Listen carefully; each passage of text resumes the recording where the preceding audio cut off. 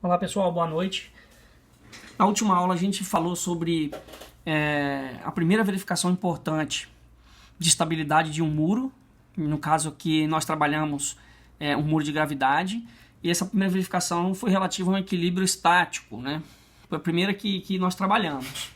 E lá a gente verificou dois critérios básicos, escorregamento e tombamento, e verificamos que essas duas condições tinha aí uma relação maior do que 1,5, que é o critério de segurança que foi adotado mínimo, né, para que atendessem a esses dois efeitos, esses dois itens específicos do equilíbrio estático, né? Então esses itens foram atendidos e hoje eu vou explicar de forma sucinta para vocês o equilíbrio elástico. O equilíbrio elástico ele é um item da verificação importante porque tem tudo a ver, né, a aplicabilidade da carga do seu muro no solo. Então, qual é a capacidade de suporte do seu solo? Está diretamente ligado aí, ao equilíbrio elástico. Veja só, o muro de contenção que a gente começou a calcular na aula passada, ele tinha características similares, né, a essa aqui que a gente está desenhando, que eu estou desenhando para vocês. Tinha um carregamento, né? Esse muro estava submetido a um valor de empuxo, e esse muro ele tinha aí uma base B de 1,5 metros, né? 1,5 metros. Na aula passada, quando a gente foi trabalhar o equilíbrio estático, foi necessário que nós determinássemos, né? Nós determinamos um conjunto de cargas que eram aplicadas na sua perfeita vertical. A gente denominou isso N. O equilíbrio elástico agora ele tem uma influência direta com uma característica que é a posição do centro de pressão. Centro de pressão ele vai atuar, ele vai aparecer aqui de forma diferente do centro de gravidade. A letra está um pouco pequena aí, mas o centro de pressão aqui definido como U é a relação do momento de equilíbrio. Esse momento de equilíbrio nós determinamos na aula passada sobre esse conjunto de forças que aparecem na vertical. O momento de equilíbrio foi a diferença observada na primeira verificação, que é a diferença entre o momento que equilibra e que desequilibra o muro. Essa diferença lá foi a diferença observada entre 11,61 tonelada-força vezes metro, que era o momento de equilíbrio, menos 3,86 tonelada-força vezes metro, que é o momento que desequilibra, isso tudo dividido pelo conjunto de forças na vertical, que era 11,49 tonelada-força. Isso aqui dá uma unidade de medida, né? Que aqui é tonelada-força vezes metro sobre tonelada. Então, a posição do centro de pressão é 0,67 metros. A metade do valor de B é 0,75. Então seria isso aqui, ó. A metade do valor de B seria aqui. Esse valor seria o B sobre 2, que é 0,75 metros. Então, essa pequena diferença entre a posição do centro de pressão, né, e a metade da base desse muro, né, se a gente fosse pensar num bloco em formato retangular ou cúbico, o centro de gravidade coincidiria com o centro de pressão sem nenhuma carga na horizontal. Então, essa pequena diferença aqui, ó, a gente chama de excentricidade, tá? Então, aqui fica fácil você determinar a excentricidade, porque ela é simplesmente a diferença, então, entre a metade dessa base menos o valor da posição do centro de pressão. Essa excentricidade, então, é da ordem de 0,08 metros. Isso é 8 centímetros, né? Está muito próximo do centro, né, do eixo central na metade da base do muro aí, que seria o B sobre 2. Entenda que centro de pressão, no meu caso N aqui, é o centro de pressão, ele é diferente do centro de gravidade. O centro de gravidade seria um pouco diferente nessa situação porque eu não teria a presença do E. Mas com a presença do empuxo, a tendência é que essa carga se desloque para a esquerda. Quanto mais distante ela está aqui da posição média da base, né, entende-se que está pior condição de equilíbrio para o muro. Se essa carga tender a vir mais para cá, né, para a esquerda, significa que eu tenho uma tendência a um tombamento, a um escorregamento. Então, quanto mais próximo aqui, significa que eu estou mais estável, tá certo? Agora, esse muro ele foi dimensionado aí, foi proposto para que ele seja aplicado no solo, numa camada, né, onde a tensão admissível extraída do relatório de sondagem seja de 2,5 tonelada-força a cada centímetro quadrado, desculpa, 2,5 kg, né? 2,5 kg-força por centímetro quadrado, isso é aproximadamente 25 tonelada-força, estou errando aqui de novo, unidade, tonelada-força por metro quadrado. Será que as tensões aplicadas nesse muro sobre o solo supera a capacidade do solo, ou seja, de tensão admissível do solo? A pergunta é essa. Então, o objetivo da aula de hoje é saber se atende ao equilíbrio elástico, exatamente saber se esse muro ele pode ser aplicado nessa posição, né? Eu consigo atender as condições de suporte do solo, ou seja, eu não ultrapasso a tensão admissível que o meu solo tem. Por isso a importância de se fazer um estudo, né, geotécnico, fazer no mínimo a inspeção, fazer no mínimo um relatório de sondagem, né, extrair essas informações do solo para que você consiga determinar a tensão admissível. Veja, a tensão média aplicada no solo é o N sobre o valor B. Conjunto de forças, então, na horizontal N, a gente já sabe, 11,49, eu coloquei errado aqui o valor, tá? Deixa eu consertar aqui, ó. 11,49 toneladas, tá?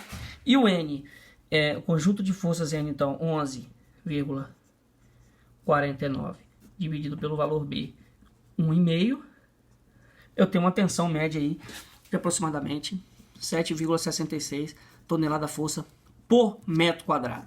Essa é a média aplicada, só que esse conjunto de muro, esse muro em si aplicado no solo, ele não vai ficar, eu não posso analisar ele somente com a tensão média. Veja, quando eu intensifico o valor de E, essa região do muro aqui, ó, eu tenho uma tensão maior e aqui fica um pouco menor, é um alívio. Eu tenho uma condição de pressão muito maior nesse ponto, que eu estou apertando, né? Estou tentando fazer o giro aqui, então as cargas de tensões, as tensões aplicadas aqui são maiores e aqui as tensões são menores. Por isso, então, eu preciso determinar a tensão máxima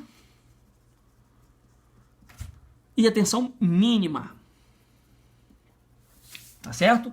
Essas duas tensões, elas serão importantes aí para a determinação da capacidade que esse muro tem sobre o solo e saber se o solo realmente tem o suporte, se ele aceita esse carregamento, essa tensão aplicada, através do relatório de sondagem que você já extraiu de 25 toneladas-força por metro quadrado.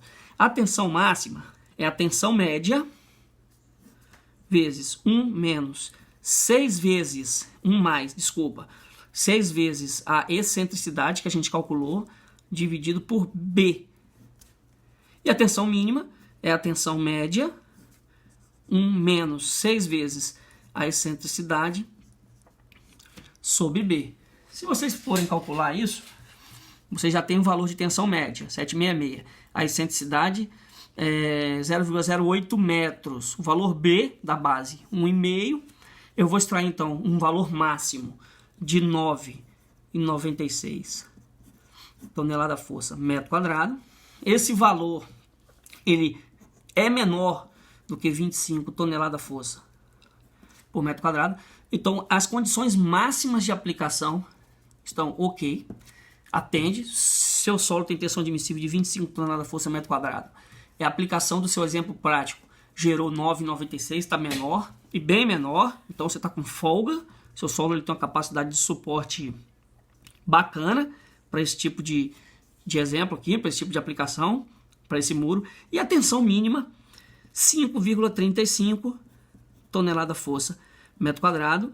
A tensão mínima, a tensão máxima não foi sua preocupação, a tensão mínima, ela aqui nesse caso também não foi preocupação, não teve preocupação para você, porque gerou aqui um valor de tensão ainda menor, com certeza, né, menor, só que atende, mas muito cuidado, tá? Porque esse valor ele tem que ser positivo. Em determinadas situações, vocês podem encontrar valores negativos, né? Então, caso esse valor seja negativo, a gente tem que fazer uma nova verificação, que seria uma verificação para uma correção da tensão máxima. O que seria isso exatamente? De forma sucinta, vou tentar resumir aqui. Imagine então que eu tenho... O que aconteceu com esse solo, com essa estrutura? Vou fazer só um pequeno desenho. Imagine que eu tenho um muro aqui. Eu só vou fazer a parte de baixo do muro. Se eu for analisar o estado de tensão de aplicação desse muro sobre o solo, aqui eu estou fazendo eu tenho um gráfico de tensão máxima de 9,96 tonelada força metro quadrado, e lá na região de alívio um valor de 5,35, tá? A tensão média está por aqui, que é relativa ao 766. Então o valor a média está entre o máximo e o mínimo, né? São condições de tensão aplicada no solo, tá? Agora, qual que é o problema? Se por acaso esse valor fosse negativo, seria algo assim, né? Mas não vou representar valor porque não é o nosso exemplo. Imagine que se fosse negativo, não é, tá? Deixo isso claro para vocês. Eu teria uma tensão máxima verificada, talvez atenderia. Mas e se tivesse um valor negativo aqui em cima?